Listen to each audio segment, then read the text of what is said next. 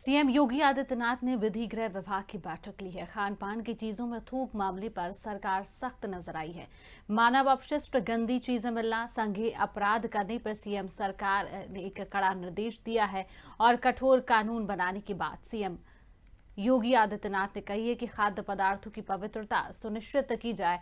उपभोक्ताओं में विश्वास के लिए कठोर कानून जरूरी है। मिलावट रोकने के लिए शीघ्र एक नया कानून लाया जाएगा। कानून के उल्लंघन पर अर्थदंड का भी उत्तर प्रदेश में प्रावधान होगा।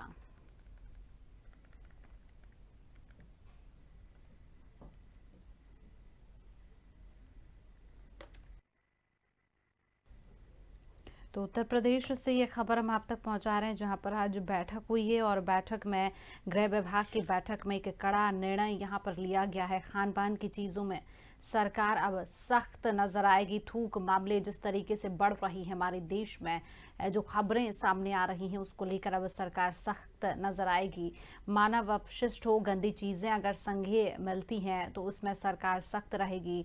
और कहना है योगी सरकार का कि जल्द से जल्द एक नया कानून इसके लिए बनाया जाएगा। इसी खबर पर हम अधिक जानकारी लेंगे। हमारे साथ ब्यूरो चीफ राघवेंद्र त्रिपाठी जी जुड़ चुके हैं।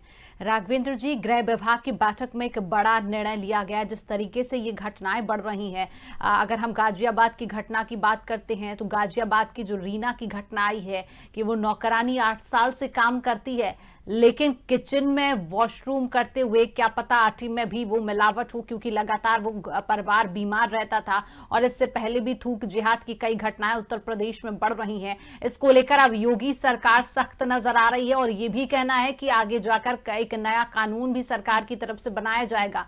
क्या कहेंगे आप राघवेंद्र जी?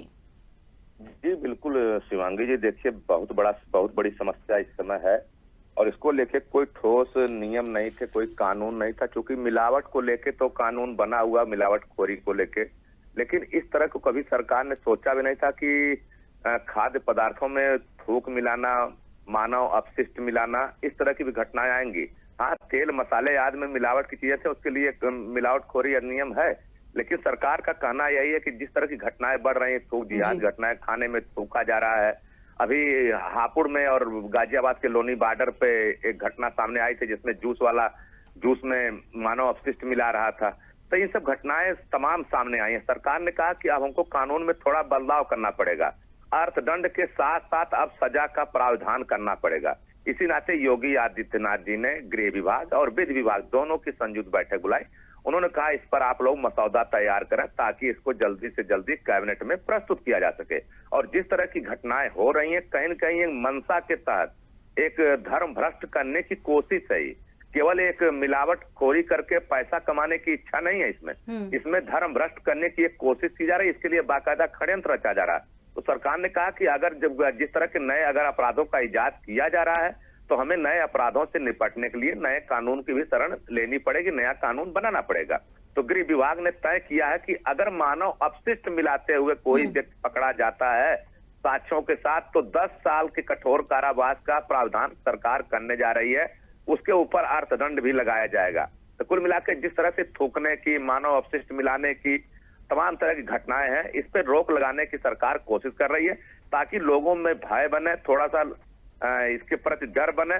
क्योंकि एक अभियान चला के जिस तरह की आता, चाहे हरदोई का मामला हो या सिद्धार्थनगर का मामला हो या हापुड़ का मामला हो, अभी गाजियाबाद में नौकरानी जिस तरह किचन में मानव अपशिष्ट करके बर्तन को रखा है प्लेटफार्म पर, हो सकता है खाने में मिलाया गया रहा हो। वह परिवार लंबे समय से बीमार चल रहा है, तरह की बीमारियों से घेरे हुई। तो कुल मिलाकर चिंता का विषय है और इस चिंता से उबरने के लिए सरकार कोशिश कर रही है। और आने वाले दिनों में बहुत जल्द उत्तर प्रदेश में एक कानून लोगों को देखने को मिलेगा कि जो भी मानव अपशिष्ट मिलाएगा उसके खिलाफ कठोर कार्रवाई की जाएगी। राघवेंद्र जी, क्या मानते हैं इस तरीके के मामले आखिरकार हमारे देश में क्यों बढ़ रहे हैं? क्या वजह है? किस वजह से, मतलब मानव जो जीवन है, इस तरीके से अगर इतनी घटनाएं बढ़ती हैं, जो लोग हैं वो इस तरीके से अगर उतारू हो जाते हैं इन हरकतों पर, तो क्या लग रहा है, क्या वजह मानते हैं राघवेंद्र जी आपकी ये देश में इतनी घटनाएं बढ़ रही हैं? और ये सिर्फ उत्तर प्रदेश की घटनाएं नहीं है, देश के हर कोने से इस तरीके की घटनाएं अब सामने आने लगी हैं। राघवेंद्र जी, देखिए, कहीं न कहीं इसके पीछे एक कुत्सित सोच है कि हो सकता है थूक मिलाने से किसी का धर्म भ्रष्ट होता हो, थूक मिलाने से उसको दिक्कत होती हो। और जो घटनाएं कुछ सामने आई हैं उसमें अगर आप बारीकी से अध्ययन करें तो एक वर्ग विशेष द्वारा ही की गई हैं, वो भी एक वर्ग विशेष के धर्म को भ्रष्ट करने के लिए।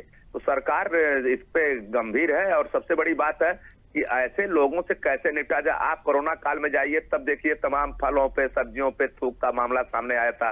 कुछ संगठनों ने ऐसे लोगों के बहिष्कार की बात की थी तो कहा गया था कि इससे सामाजिक सद्भाव बिगड़ेगा। लेकिन जब आप समझाने से या निंदा करने से नहीं बाज आ रहे हैं तो कहीं न कहीं सरकार को सोचना पड़ेगा। अभी कानपुर में एक फर्जी मसाला फैक्ट्री पकड़ी गई थी जिसमें घोड़े के अपशिष्ट मिलाए गए थे धनिया पाउडर में।